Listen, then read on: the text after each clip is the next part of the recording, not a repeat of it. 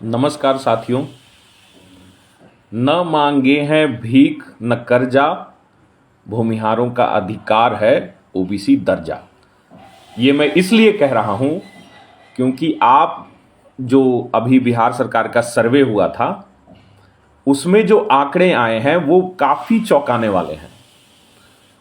उसमें 7 मानकों पर स्टडी किया गया था जिसमें शैक्षणिक योग्यता से लेकर आवास आदि इत्यादि थे। बिहार सरकार का सर्वे, ठीक है, जबकि ऐसा माना जाता है कि वो प्रो बैकवर्ड सर्वे था, लेकिन फिर भी उसमें जो दिखाया गया है उसके अनुसार सामान्य वर्ग में तो सबसे गरीब हैं ही, पर आंकड़ों को विस्तृत रूप से देखेंगे तो 50%, जी हां 50% आपकी आबादी आज के तारीख में 10,000 रुपये भी नहीं कमा पा रही है। 27% से अधिक आबादी तो सरकार के गरीबी रेखा का जो परिभाषा है उसके नीचे जा चुकी है। ठीक है, मतलब 6,000 महीना में भी नहीं कमा पा रही है।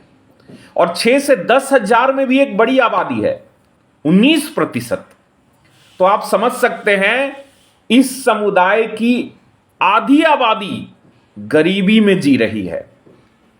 इस चीज को समझने का प्रयास करें।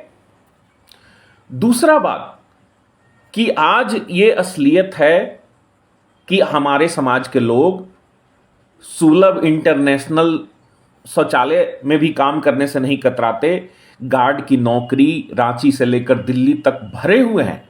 आप सर्वेक्षण कर लीजिए। अपने आजीविका को चलाने के लिए, परिवार को चलाने के लिए छोटा से छोटा काम हमारे समुदाय के लोग कर रहे हैं। फिर ये घमंड अगड़ा होने का कैसे और किसका घमंड हम ढो रहे हैं, यह मेरे समझ से परे है। ओबीसी एक क्लास का द्योतक है, जाति का द्योतक नहीं है। जो आपको इस प्रकार से भ्रमित करते हैं उन्हें एक उदाहरण से जवाब दें। प्रधानमंत्री मोदी की जाति है मोद घांची। मोद घांची के बारे में आप गूगल कीजिए। जो रजिस्टर्ड अखबार हैं उनमें खबर लेखों के अनुसार यह जाति 2002 तक जनरल थी, सामान्य वर्ग थी, सवर्ण थी। 1994 में गुजरात सरकार ने इसे ओबीसी सूची में डाला। 2002 में वाजपेयी जी की सरकार में इसे केंद्रीय सूची में ओबीसी में डाला गया था 2002 में। और मोदी जी पिछड़ा उनकी जाति हुई और पिछड़ों की राजनीति कर रहे हैं।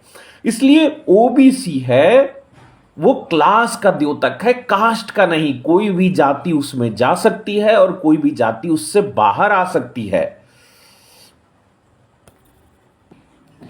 सरकारी नौकरियों की बात कर लिया जाए, जो सरकार का डेटा है, तो आपके परिवार कितने थे? 8.38। सरकारी नौकरी कितने लोगों के पास? 1.87 लाख लोग।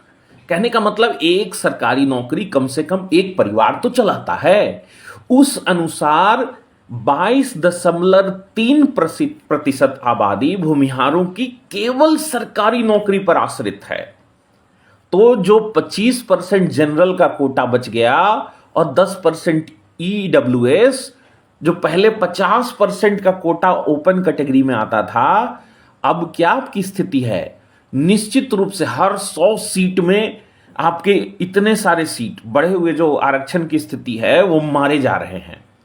तो अब 1000 और जो वैकेंसीज है। और दूसरी बात है कि ये सरकारी सेक्टर तक सीमित नहीं रहने जाना है, प्राइवेट सेक्टर में भी आरक्षण आएगा, क्योंकि वहां भी नॉन स्किल्ड कैटेगरी के काफी नौकरियां हैं जिसमें स्किल की जरूरत नहीं है। फोन उठाने वाला, ड्राइवर बनने के लिए कौन सी स्किल की जरूरत है?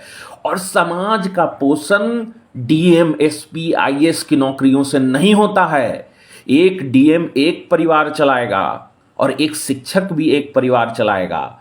तो 5 डीएम और 500 शिक्षक, अगर 500 शिक्षक बनेंगे तो 500 परिवार चलेंगे। इसलिए जो टैलेंट की बात करते हैं उन्हें यह जवाब दीजिए कि जो 5 डीएम बनेंगे उनके बनिस्पत जो कम शैक्षणिक योग्यता की नौकरियां हैं वह समाज के लिए ज्यादा लाभकारी हैं और वो हमारे हाथ से जा रही हैं। इसलिए भी हमें ओबीसी दर्जा की आवश्यकता है। जब हम मानक पे खरे उतर रहे हैं तो हमें ओबीसी दर्जा क्यों नहीं?